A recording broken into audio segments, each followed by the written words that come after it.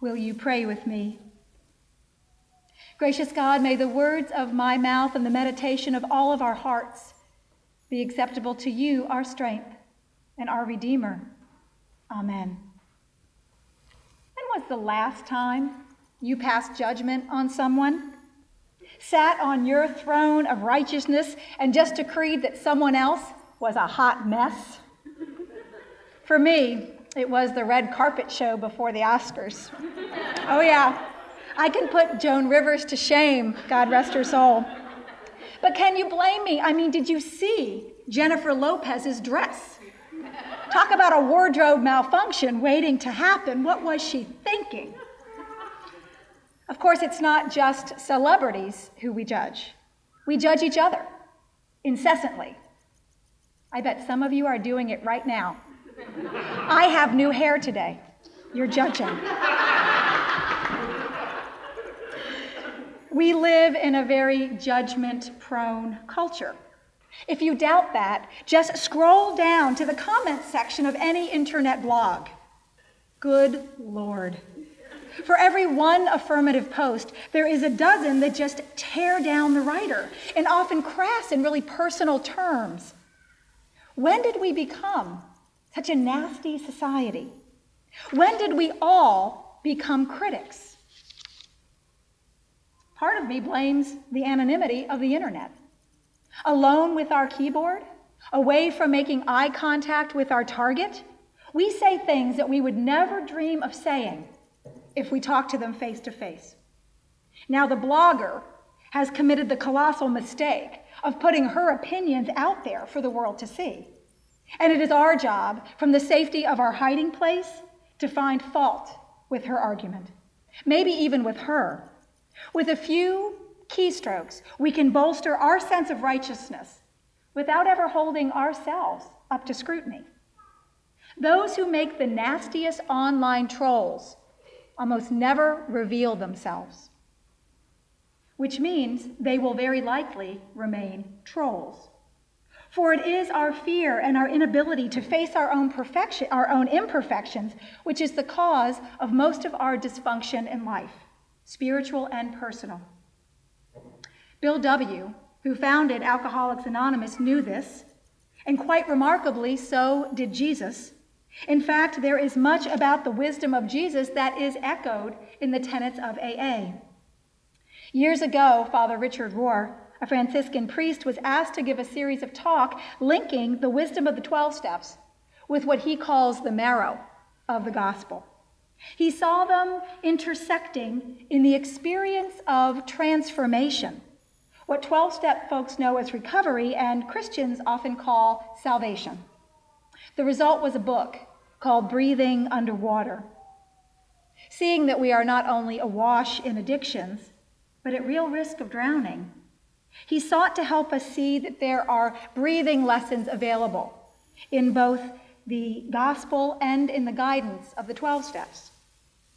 This connection has inspired this Lenten series, and so this morning we are going to explore the resonance between today's gospel, which Kayla and Delia read for us this morning, and the 4th and 5th steps, the ones that ask us to make a searching and moral inventory of ourselves, and to admit to ourselves and to God and to each other the nature of our wrong. Most of us would rather get a root canal. For there are few things more painful or terrifying than facing ourselves honestly. And so we spend a great deal of energy avoiding it, denying our problems, rationalizing away our flaws. If you, like me, were raised in a climate of judgment, whether at home or at school or at church, you may balk at the idea of having to judge yourself. And for good reason. Father Rohr believes that it can be our constant inner critic that often leads many folks to become addicts. They are bombarded with messages that they are not good enough or not worthy enough, and they begin to believe it for themselves. We all do. We find that booze or drugs or shopping or sex or food takes the edge off the criticism, takes a little bit of the sting out of the judgment. And so when an addict reaches this fourth step on their journey, requiring them to become their own worst critic, they want nothing to do with it, and understandably so. But looking at ourselves honestly is the only way to begin the process of spiritual healing. Denial is the enemy of sobriety because it is the enemy of truth. But there is a huge difference between doing a fearless moral inventory of ourselves and becoming our own troll. See, the goal of trolls is to position themselves as superior by tearing another down. It's a win-lose scenario. The goal of step 4 is to wrestle with ourselves, to do some shadowboxing so that we might come out into the light, so that all of us may be healed. The journeys of both Lent and the 12 steps remind us that as human beings, we are not only bound to make mistakes, we are often saved through our mistakes.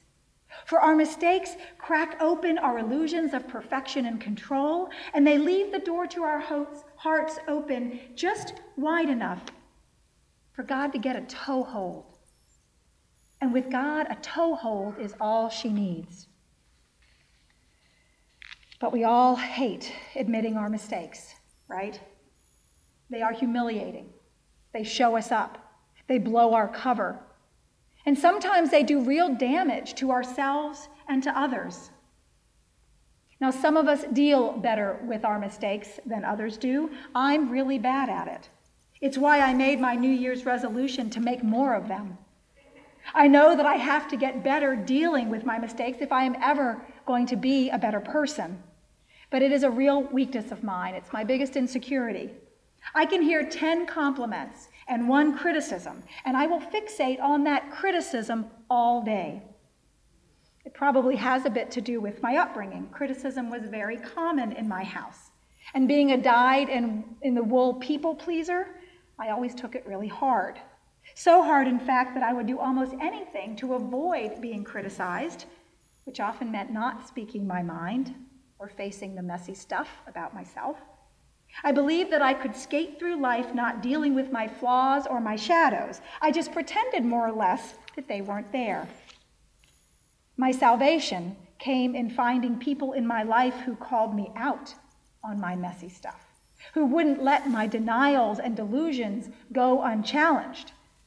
And I didn't always like them for it. The truth, especially about ourselves, often hurts. Jesus says the truth will set us free. And Richard Rohr adds, but first, it will make us miserable. But the truth is why doing a fearless moral inventory is so essential to our spiritual growth, not so that we can achieve moral superiority, but so that we can see ourselves as we really are and learn to love ourselves through it. Any alcoholic who is working the steps will tell you recovery is always in the present tense.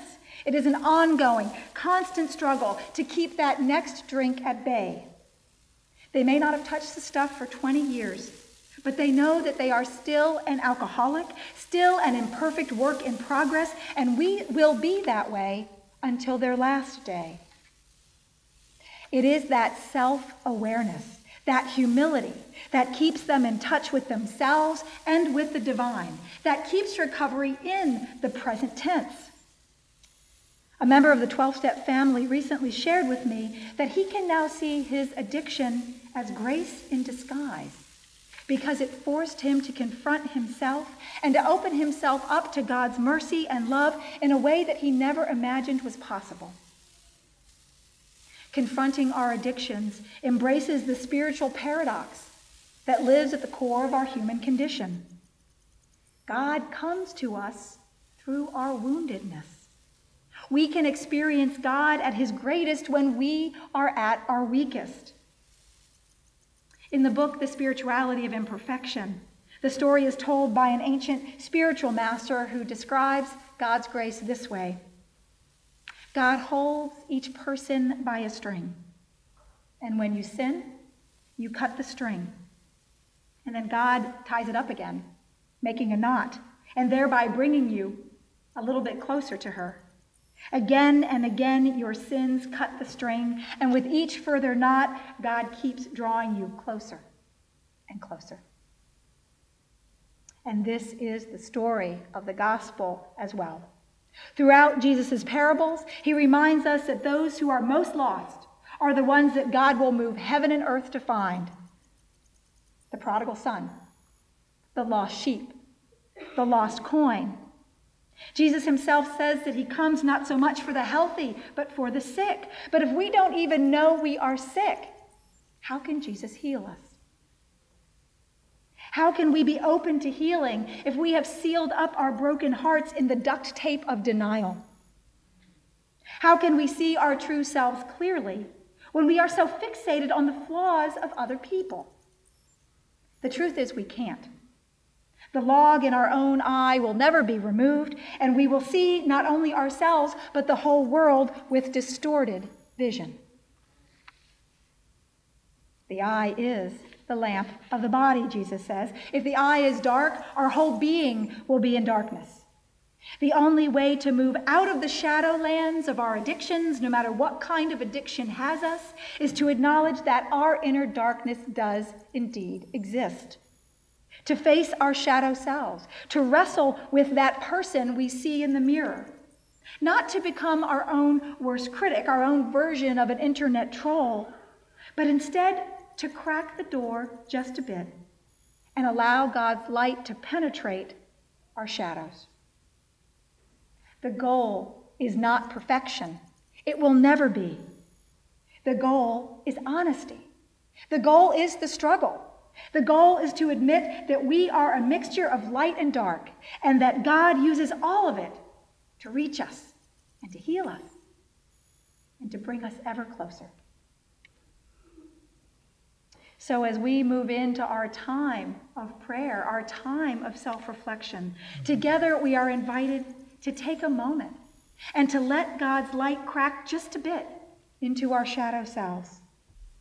In the safe space of this community, we are invited to do a little of our own shadowboxing, to reflect on where our lives are dark, where we have been reluctant to judge ourselves first before pronouncing judgment on others, where we have kept our own eyes closed to the truth about ourselves. In your bulletin, you'll find that there is a strip of purple paper. As we move into our time of silence, you may write in on it anything in your heart that you would like to have exposed to God's light. The log in your own eye. Maybe it is a judgment that you readily cast on someone else. Maybe it is a harm that you have done to someone in your family, in your community, or even in this church. Perhaps it is a part of yourself that you cannot see because your eyes are closed to it. Don't worry if you can't name it. God knows it. These papers will not be shared with anyone. No one will see what you write. No one except God. And then when we gather around our table of wholeness, when we gather around our communion table, you are invited to bring those papers with you and to drop them in the bowl that is there, offering them up for God's healing and God's forgiveness.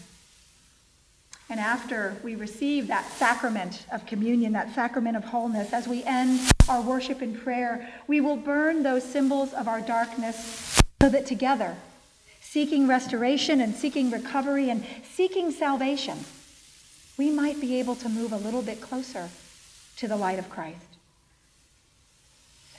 So let us breathe deeply as flawed people. Let us welcome this sacred silence, that we might offer up our mistakes and our flaws, loosening those ropes that keep us bound, so that when they are cut, God may use them instead to pull us ever closer. Let us welcome the silence.